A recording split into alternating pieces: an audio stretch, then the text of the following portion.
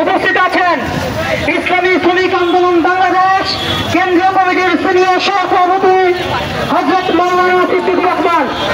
ইসলামী শ্রমিক আন্দোলন বাংলাদেশ ঢাকা জেলা দক্ষিণের আজকের এই সমাবেশের সভাপতিত্ব করবেন ইসলামী শ্রমিক আন্দোলন বাংলাদেশ ঢাকা জেলা দক্ষিণের বিপ্লবী সভাপতি শ্রমিক নেতা আলহাজ শামীম খান।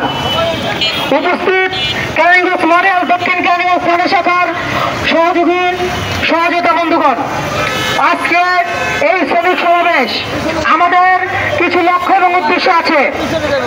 দেশের সকল পর্যায়ের শ্রমিকদের ন্যায্য অধিকার নিশ্চিত করতে হবে। সকল শিল্প কারখানা শ্রমিকদের চাকরির নিশ্চয়তা ও শ্রমঘণ্টা নির্ধারণ করতে হবে।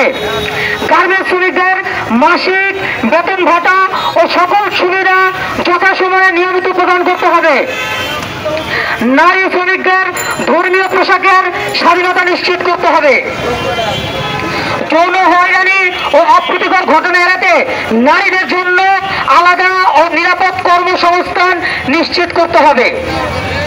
সড়ক ও পরিবহন শ্রমিকদের সকল সমস্যার সমাধান জীবনমান নিশ্চিত করতে যথাযথ কার্যকরী উদ্যোগ গ্রহণ করতে হবে। ইসলামী শ্রমনীতি বাস্তবায়নের মাধ্যমে শ্রমিকদের যথাযথ মর্যাদা ও অধিকার নিশ্চিত করতে হবে।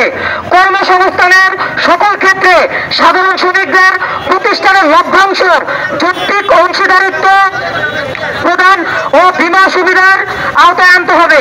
ইসলামী শ্রমনীতি প্রতিষ্ঠায় মেহনতি ও শ্রমজীবী মানুষের অধিকার আদায়ের লক্ষ্যে আজকের এই শ্রমিক সমাবেশ। প্রিয় সমবেত বন্ধুগণ,